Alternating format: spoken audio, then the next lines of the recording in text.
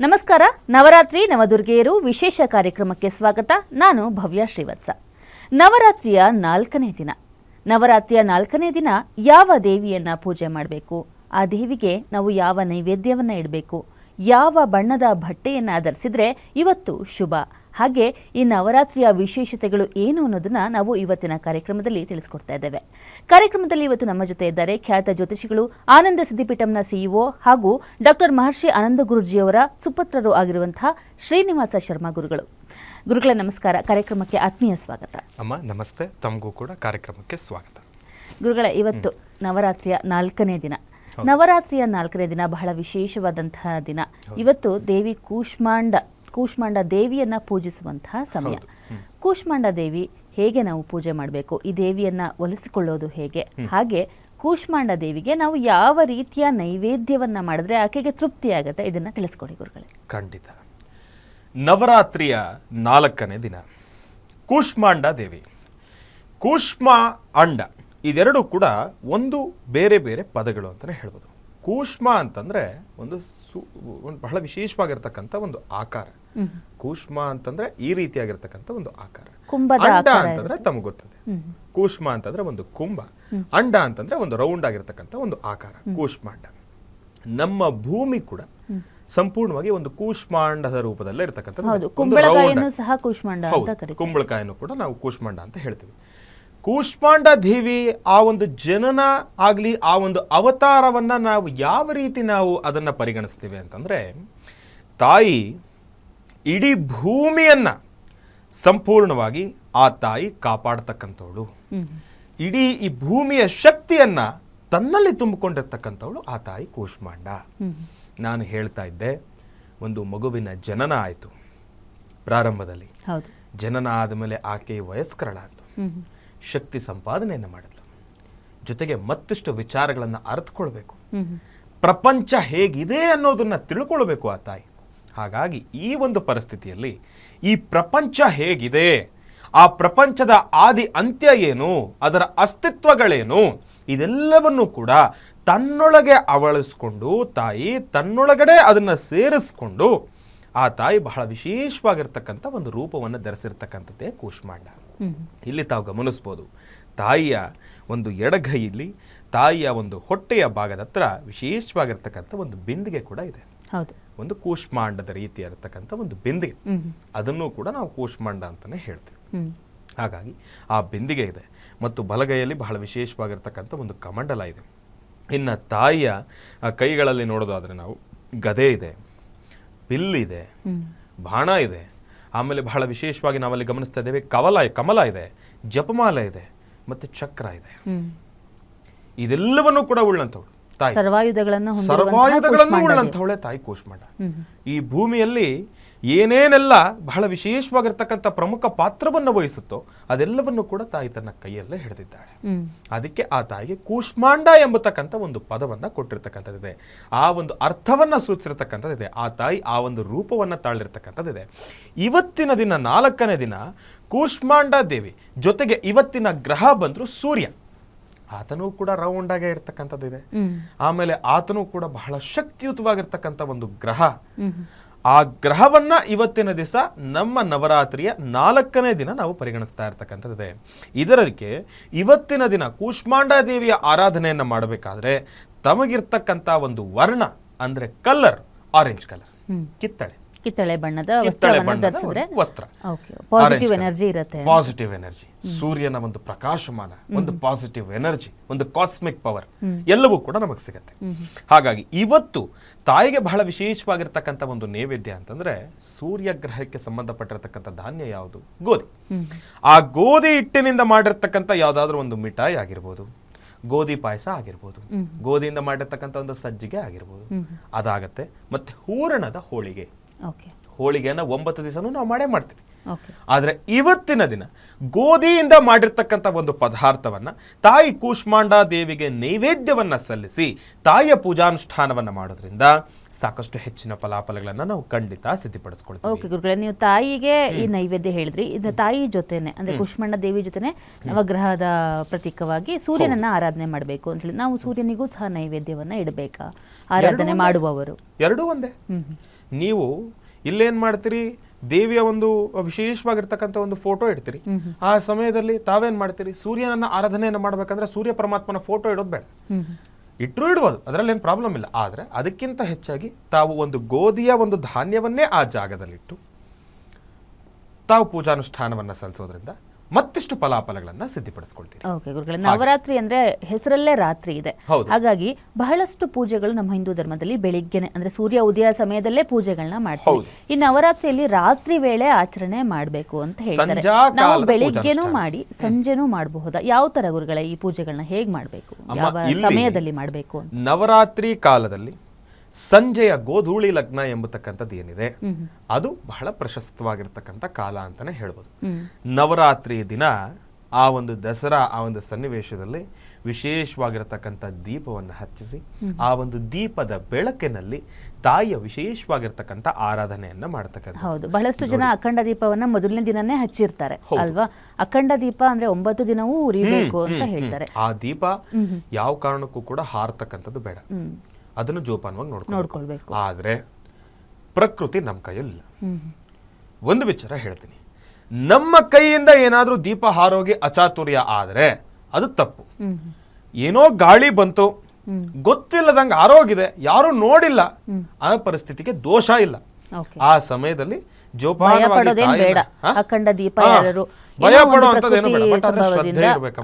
ಆದ್ರೆ ನಾವು ಪ್ರಾರಂಭದ ಹಂತದಲ್ಲಿ ಎಲ್ಲಾ ರೀತಿ ಇರ್ತಕ್ಕಂಥ ಸೇಫ್ಟಿಗಳನ್ನ ನೋಡ್ಕೊಂಡು ಗಾಳಿ ಜಾಸ್ತಿ ಆಡದೇ ಇರತಕ್ಕಂಥ ಜಾಗದಲ್ಲಿ ಇಡಬೇಕು. ಅದು ನಮ್ಮ ಕೈಯಲ್ಲಿದೆ. ಆದ್ರೆ ಅದಕ್ಕೂ ಮೀರಿ ಏನಾದ್ರೂ ಆಫ್ ಆಗಿದೆ ಅಂತಂದ್ರೆ ಭಯಭೀತರಾಗ್ತಕ್ಕಂಥದ್ದು ಬೇಡ. ತಾಯಿಗೆ ಒಂದು ತಪ್ಪು ಕಾಣಿಕೆಯನ್ನ ಸಮರ್ಪಣೆಯನ್ನು ಮಾಡಿ. ತಪ್ಪು ಕಾಣಿಕೆ ಅಂತಂದ್ರೆ ಗುರುಗಳು ಹೇಳಿದ್ರು, ತಪ್ಪು ಕಾಣಿಕೆ ಅಂತಂದ್ರೆ ಇನ್ನೆಷ್ಟೋ ಲಕ್ಷ ಅಲ್ಲ, ಒಂದು 11 ರೂಪಾಯಿ ನಾಣ್ಯ ತಪ್ಪು ಕಾಣಿಕೆಯನ್ನ ತಾಯಿ ಹತ್ರ ಇಟ್ಟು, ಅಮ್ಮ ಕ್ಷಮಿಸು, ಮನೆ ದೇವರಲ್ಲಿ ಪ್ರಾರ್ಥನೆಯನ್ನ ಮಾಡತಕ್ಕಂಥದ್ದು. ಮನೆ ದೇವರು ಅಂತಂದ್ಮೇಲೆ ಒಂದು ಗಂಡು ದೇವತೆ ಇರುತ್ತೆ, ಒಂದು ಹೆಣ್ಣು ದೇವತೆ ಇರುತ್ತೆ. ಯಾರು ಹೆಣ್ಣು ದೇವತೆ ಇರುತ್ತೋ ಆ ತಾಯಿನ ಪ್ರಾರ್ಥನೆಯನ್ನು ಮಾಡಿ ಒಂದು ತಪ್ಪು ಕಾಣಿಕೆಯನ್ನಲ್ಲಿಟ್ಟು, ತಪ್ಪಾಯಿತು ತಾಯಿ ಕ್ಷಮಿಸಮ್ಮ ಭಗವತಿ, ನಾನು ಮಾಡಿರ್ತಕ್ಕಂಥ ಪೂಜಾನುಷ್ಠಾನದಲ್ಲಿ ಏನಾದರೂ ದೋಷವಿದ್ರೆ ನಿನ್ನ ಒಂದು ಅನುಗ್ರಹ ಇರಲಿ, ನಾನು ಕ್ಷಮೆ ಯಾಚಿಸ್ತೀನಿ ಅಂತ ಹೇಳಿ ಆ ಅಖಂಡ ದೀಪವನ್ನು ಮತ್ತೊಮ್ಮೆ ಪ್ರಜ್ವಲಿಸ್ತಕ್ಕಂಥದ್ದು ಉತ್ತಮ. ಅದಕ್ಕೆ ಟೆನ್ಷನ್ ಮಾಡಿಕೊಂಡು ಭಯಭೀತರಾಗ್ತಕ್ಕಂಥದ್ದು ಬೇಡ. ಓಕೆ ಗುರುಗಳೇ, ಇನ್ನ ಈ 9 ದಿನಗಳಲ್ಲಿ 9 ಅವತಾರವನ್ನ ಜಗನ್ಮಾತೆ ತಳೆದು ಕೊನೆಯ ದಿನ ವಿಜಯದಶಮಿಯ ದಿನ ಆಕೆ ರಾಕ್ಷಸರನ್ನ ಸಂಹಾರ ಮಾಡ್ತಾಳೆ. ಹಾಗಾಗಿ ಇವತ್ತು 4ನೇ ದಿನ ಕೂಷ್ಮಾಂಡ ದೇವಿಯ ಉಗಮದ ಹಿನ್ನೆಲೆ ಏನು? ಕೂಷ್ಮಾಂಡ ದೇವಿ ಹೇಗೆ ಜನಿಸಿ ಯಾವ ರೀತಿ ತಾಯಿಗೆ ಶಕ್ತಿಯನ್ನ ತುಂಬುತ್ತಾಳೆ ಅಂತ? ಅಮ್ಮ, ನಾನು ಆಗ್ಲೇ ಹೇಳಿದೆ, ಕೂಷ್ಮಾಂಡ ದೇವಿ ಇಲ್ಲಿ ನವರಾತ್ರಿಯ ಒಂದು ವಿಶೇಷವಾಗಿರ್ತಕ್ಕಂಥ ಕಥಾಶ್ರವಣದಲ್ಲಿ ಪ್ರತಿಯೊಂದು ಹಂತದಲ್ಲೂ ಕೂಡ ಒಂದೊಂದು ವಿಚಾರವನ್ನು ತಿಳ್ಕೊಳ್ತಾ ಹೋಗ್ತೀವಿ. ಅದರ ಜೊತೆಗೆ ಒಂದೊಂದು ಅವತಾರದಲ್ಲೂ ಕೂಡ ಒಂದಿಷ್ಟು ಕೆಡಕುಗಳನ್ನ ತಾಯಿ ದೂರ ಮಾಡ್ತಾನೆ ಬರ್ತಾ ಇರ್ತಾರೆ. ಕೂಷ್ಮಾಂಡ ದೇವಿ ಇಡೀ ಜಗತ್ತಿಗೆ ಎದುರಾಗಿರ್ತಕ್ಕಂಥ ಒಂದಿಷ್ಟು ಕತ್ತಲನ್ನ, ಸಂಕಷ್ಟಗಳನ್ನ ದೂರ ಮಾಡ್ತಾಳೆ ತಾಯಿ. ಸರಿ ನೋಡಿ, ಜೊತೆಗೆ ಅದಕ್ಕೆ ತತ್ಪ್ರಮಾಣವಾಗಿ ಸೂರ್ಯ ಪರಮಾತ್ಮ ಇದ್ದಾನೆ. ಜಗತ್ತಿಗೆ ಎದುರಾಗಿರ್ತಕ್ಕಂಥ ಒಂದು ಕತ್ತಲೇನಿದೆ ಅದು ದೂರ ಆಗಿ ಸೂರ್ಯ ಪರಮಾತ್ಮನ ಪ್ರಕಾಶಮಾನವಾಗಿರ್ತಕ್ಕಂಥ ಒಂದಿಷ್ಟು ಬೆಳಕು ಬಿದ್ದು ಪ್ರಪಂಚದಲ್ಲಿ ಭೂಮಂಡಲದಲ್ಲಿ ಭೂಮಿಯಲ್ಲಿ ಎದುರಾಗಿರ್ತಕ್ಕಂಥ ಎಲ್ಲಾ ರೀತಿ ಇರ್ತಕ್ಕಂಥ ನೆಗೆಟಿವ್ ಎನರ್ಜಿ ದೂರ ಮಾಡಿ ಅಲ್ಲೊಂದು ಪಾಸಿಟಿವ್ ಎನರ್ಜಿಯನ್ನು ತುಂಬತಕ್ಕಂಥದ್ದು ತಾಯಿ ಕೂಷ್ಮಾಂಡ ದೇವಿ. ಸರಿ ಗುರುಗಳೇ, ಇನ್ನ ಈ ನವರಾತ್ರಿಯ ಆಚರಣೆಗೆ ಬರ್ಬೇಕಂದ್ರೆ ಬಹಳಷ್ಟು ಜನ ನಾವು ಉಪವಾಸ ಮಾಡ್ತಿರ್ತಾರೆ. ಬೆಳಿಗ್ಗೆಯಿಂದ ಸಂಜೆ ತನಕ ಉಪವಾಸ ಇದ್ದು ರಾತ್ರಿ ಹೊತ್ತು ನವರಾತ್ರಿ ಆಚರಣೆ ಮುಗಿದ ಬಳಿಕ ಅವರು ಆಹಾರವನ್ನ ಸೇವಿಸ್ತಾರೆ. ಹೆಚ್ಚಾಗಿ ಇವರು ಏನು ನೈವೇದ್ಯ ಮಾಡಿರ್ತಾರೆ, ಇವತ್ತು ಗೋಧಿ ಸಜ್ಜಿಗೆಯನ್ನ ಮಾಡಬೇಕು ಅಂತ ಹೇಳಿದಿರ, ಅದನ್ನೇ ನೈವೇದ್ಯ ತಗೊಳ್ಬೋದಾ ಅಥವಾ ಫಲಹಾರ ತಗೋಬೋದಾ? ಯಾವ ಫಲಹಾರ ತಗೋಬೇಕು. ನೀವು ಉಪವಾಸ ಅಂತಂದ ಮೇಲೆ ಧಾನ್ಯಗಳಿಗೆ ಸಂಬಂಧಪಟ್ಟಿರೋ ರೀತಿ ಯಾವುದೋ ಆಹಾರ ಸೇವನೆ ಇರೋದಿಲ್ಲ, ಮಾಡಬಾರ್ದು.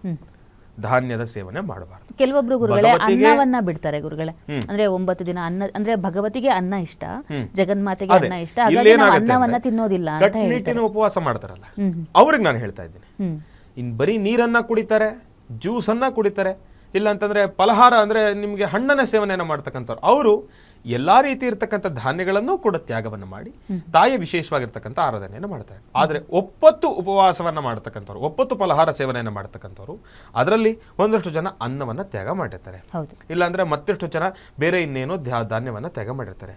ಇಲ್ಲಿ ಒಂದು ವಿಚಾರ ನಾವು ಅರ್ಥ ಮಾಡ್ಕೊಳ್ಬೇಕು. ನೋಡಿ, ಎಷ್ಟೋ ಜನಕ್ಕೆ ಈಗ ಕುಜದೋಷ ಇರುತ್ತೆ, ಬುಧಗ್ರಹದಿಂದ ಏನೋ ಸಮಸ್ಯೆ ಇರುತ್ತೆ, ರಾಹುವಿನಿಂದ ಏನೋ ಸಮಸ್ಯೆ ಇರುತ್ತೆ, ಕೇತುವಿನಿಂದ ಏನೋ ಸಮಸ್ಯೆ ಇರುತ್ತೆ. ಆ ಗ್ರಹಕ್ಕೆ ಸಂಬಂಧಪಟ್ಟಿರ್ತಕ್ಕಂಥ ಧಾನ್ಯವನ್ನ ಅವತ್ತಿನ ದಿನ ತಿನ್ನದಿರ ತ್ಯಾಗವನ್ನ ಮಾಡಿ ಅವತ್ತಿನ ದಿನ ಅದನ್ನು ಸೇವನೆಯನ್ನು ಮಾಡಿದಿರ ಭಗವಂತನಿಗೆ ಅದನ್ನು ಸಮರ್ಪಣೆಯನ್ನು ಮಾಡ್ತಕ್ಕಂಥದ್ರಿಂದ ಎಷ್ಟೋ ದೋಷಗಳನ್ನು ನಾವು ದೂರ ಮಾಡ್ಕೊಳ್ತೀವಿ. ಹಾಗಾಗಿ ನೀವು ಕೇಳಿರ್ತಕ್ಕಂಥ ಈ ಒಂದು ವಿಚಾರ ಬಹಳ ಚೆನ್ನಾಗಿದೆ.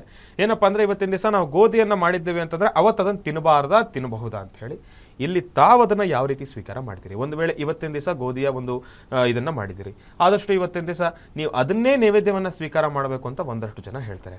ಒಂದಷ್ಟು ಜನ ಹೇಳ್ತಾರೆ ದೇವರಿಗೆ ಸಮರ್ಪಣೆಯನ್ನು ಮಾಡಿದ್ದೇವೆ ಅಂತಂದ್ರೆ ಅದನ್ನು ಬಿಟ್ಟು ಬೇರೆ ತಿನ್ನಬೇಕು ಅಂತ ಹೇಳ್ತಾರೆ. ಆದರೆ ತಾಯಿಗೆ ತಾವು ಎಷ್ಟು ಭಕ್ತಿಯಿಂದ ತಾವು ಸಮರ್ಪಣೆಯನ್ನು ಮಾಡಿರ್ತೀರೋ ಆ ನೈವೇದ್ಯವನ್ನು ತಾವೇ ಸ್ವೀಕಾರ ಮಾಡೋದ್ರಿಂದ ಬಹಳ ಉತ್ತಮ. ಆಯ್ತು ಗುರುಗಳೇ, ಉಪವಾಸಗಳು ಒಂದು ಕಡೆ ಆಯ್ತು, ಪೂಜೆ ಒಂದು ಕಡೆ ಆಯ್ತು. ನಾವು ನವರಾತ್ರಿಯಲ್ಲಿ ಹೇಳ್ಕೊಳ್ಳುವಂತಹ ಸ್ತೋತ್ರಗಳು, ದುರ್ಗಾ ಸಪ್ತಶತಿ ಪಾರಾಯಣ ಇರಬಹುದು, ಅಥವಾ ಲಲಿತ ಸಹಸ್ರನಾಮ ಇರಬಹುದು, ಅಥವಾ ಆಕೆಯ ಅಷ್ಟೋತ್ತರ ಶತನಾಮಾವಳಿಗಳಿರ್ಬೋದು, ಇದು ಎಷ್ಟು ನಮಗೆ ಪ್ರಭಾವವನ್ನ ಬೀರುತ್ತೆ, ಯಾವ ರೀತಿ ಇದನ್ನ ಅಂದ್ರೆ ಯಾವ ಸಮಯದಲ್ಲಿ ಈ ರೀತಿ ದುರ್ಗಾ ಸಪ್ತಶತಿ ಅಥವಾ ಶತನಾಮಾವಳಿಗಳನ್ನ ಯಾವಾಗ ಹೇಳ್ಕೊಂಡ್ರೆ ಹೆಚ್ಚು ಪ್ರಯೋಜನ ಆಗತ್ತೆ? ಅಮ್ಮ, ಒಂದು ವಿಚಾರ ನಾನು ಇಲ್ಲಿ ಸ್ಪಷ್ಟೀಕರಿಸ್ತೀನಿ. ಏನಪ್ಪಾ ಅಂತಂದ್ರೆ ನಮ್ಮ ಜನ ಏನ್ ಮಾಡ್ಬಿಡ್ತಾರೆ ಅಂತಂದ್ರೆ ಯಾವುದಾದ್ರೂ ಒಂದು ಹಬ್ಬ ಪರ್ವಕಾಲ ಇದೆ, ಅದರಲ್ಲಿ ಏನಾದರೂ ಒಂದು ವಿಶೇಷತೆ ಇದ್ರೆ ಅವತ್ತಿನ ದಿನ ಮಾತ್ರ ಅದಕ್ಕೆ ಹೆಚ್ಚಿನಷ್ಟು ಪ್ರಾಧಾನ್ಯತೆಯನ್ನು ಕೊಡ್ತಾರೆ. ಗಣಪತಿ ಅಂತಂದ್ರೆ ಗಣಪತಿನ ಏನು ತರೋದೇನು, ಕೂಡಿಸೋದೇನು, ಖುಷಿಯಿಂದ ಸಂಭ್ರಮಿಸೋದೇನು ಎಲ್ಲ ಮಾಡ್ತಾರೆ. ಗಣಪತಿ ಹಬ್ಬ ಮುಗಿದ ಮೇಲೆ ಗಣಪತಿ ನೋಡೋರೇ ಇಲ್ಲ, ಅದು ಅಲ್ಲಲ್ಲೇ ಇರುತ್ತೆ, ಅದಕ್ಕೊಂದು ಗೌರವ ಸಮರ್ಪಣೆ ಇಲ್ಲ. ನಾನು ಗಣಪತಿ ಹಬ್ಬ ಆದ್ಮೇಲೆ ಅದರ ವಿಸರ್ಜನೆ ಒಂದಿಷ್ಟು ವಿಡಿಯೋ ತುಣುಕುಗಳನ್ನ ನೋಡಿದೆ ಸೋಷಿಯಲ್ ಮೀಡಿಯಾದಲ್ಲಿ. ಅಮ್ಮ ಎಷ್ಟು ಮನಸ್ಸಿಗೆ ನೋವಾಗುತ್ತೆ ಅಂದ್ರೆ ಇವತ್ತಿನ ದಿವಸ ಸೋಷಿಯಲ್ ಮೀಡಿಯಾ ಬಹಳ ದೊಡ್ಡ ಮಟ್ಟದಲ್ಲಿ ಬೆಳವಣಿಗೆ ಆಗಿದೆ. ಗಣಪತಿಯ ವಿಸರ್ಜನಾ ಕಾಲದಲ್ಲಿ ಗಣಪತಿ ಮುಳುಗ್ತಾ ಇಲ್ಲ, POP ಗಣೇಶನ ಬಳಸಿದ್ದಾರೆ, ಮುಳುಗ್ತಾ ಇಲ್ಲ.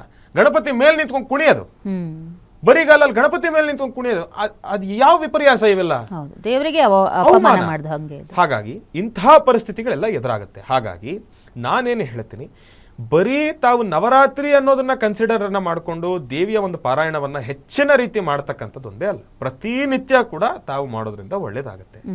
ತಾವು ಕೇಳಿರ್ತಕ್ಕಂಥ ಪ್ರಶ್ನೆ ನೋಡಿ, ಆ ಪರ್ವಕಾಲಗಳು ಎಂಬತಕ್ಕಂಥದ್ದು ಇರುತ್ತಲ್ಲ, ಅವಾಗ ಸ್ವಲ್ಪ ಜಾಸ್ತಿನೇ ಇರುತ್ತೆ ನಮ್ಮ ಮೇಲೆ ಪ್ರಭಾವ. ಎಲ್ಲಾ ಸಮಯದಲ್ಲೂ ನಾವು ಮಾಡ್ತೀವಿ, ಇಲ್ಲ ಅಂತಲ್ಲ. ಆದರೆ ಪ್ರತಿನಿತ್ಯ ಗಣಪತಿ ಪೂಜಾನುಷ್ಠಾನ ಮಾಡೋದು ಬೇರೆ, ಗಣಪನ ಹಬ್ಬದ ದಿನ ಪೂಜಾನುಷ್ಠಾನ ಮಾಡೋದು ಬೇರೆ.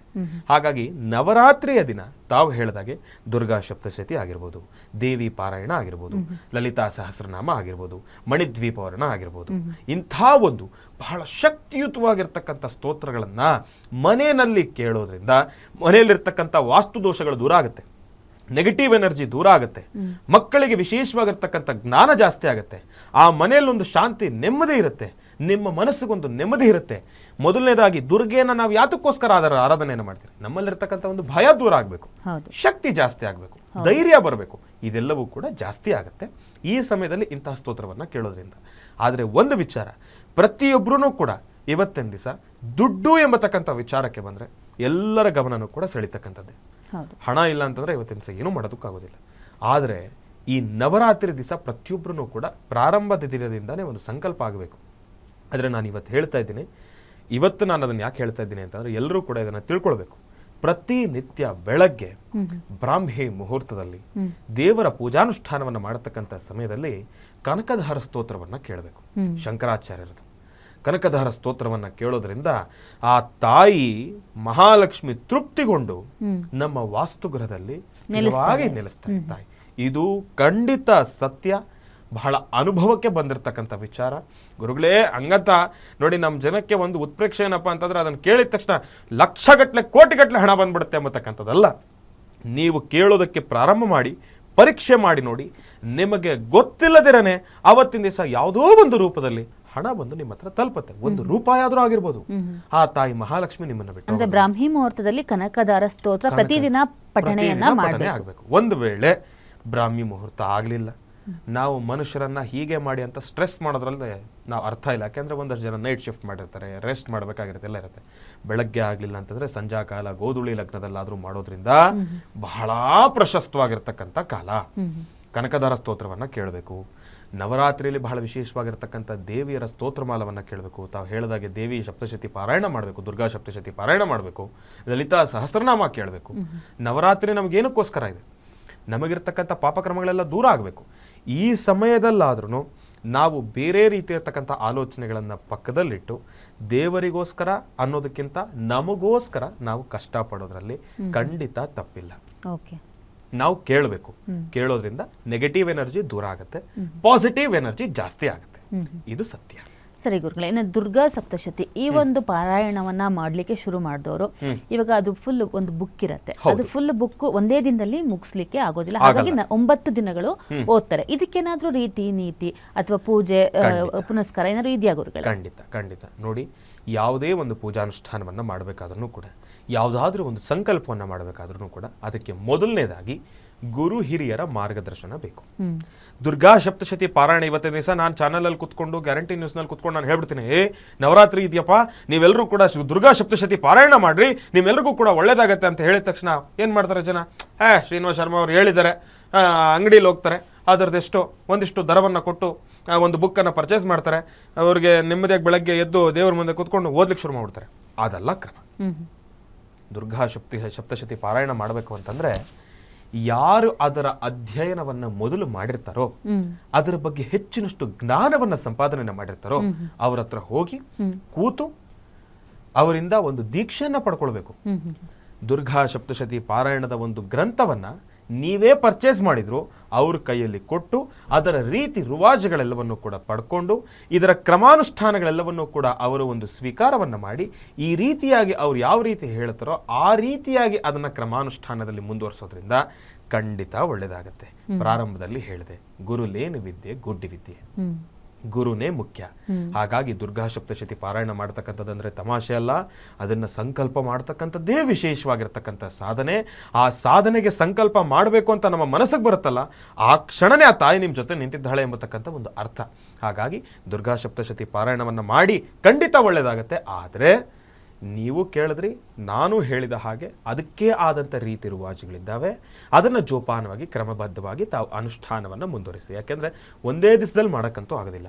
9 ದಿನಗಳಲ್ಲಿ ದುರ್ಗಾ ಸಪ್ತಶತಿ ಪಾರಾಯಣವನ್ನು ಮಾಡಬೇಕಾದ್ರೆ ಪ್ರಾರಂಭ ಎಲ್ಲಿ ಮಾಡಬೇಕು, ಇವತ್ತಿನ ದಿನ ನೀವಿಷ್ಟು ಓದ್ತಾ ಇದ್ದೀರಾ ಅಂತಂದರೆ ಅದರ ಅಂತ್ಯ ಹೇಗಿರಬೇಕು, ಮರುದಿನದ ಪ್ರಾರಂಭ ಹೇಗಿರಬೇಕು, ಅದರ ಕ್ರಮ ಏನು, ಎಲ್ಲವನ್ನು ಕೂಡ ಸವಿಸ್ತಾರವಾಗಿ ವಿಚಾರಗಳನ್ನು ತಾವು ತಿಳಿದುಕೊಂಡು ಮುಂದಕ್ಕೆ ಹೆಜ್ಜೆ ಆಗ್ತಕ್ಕಂಥದ್ದು ಬಹಳ ಉತ್ತಮ.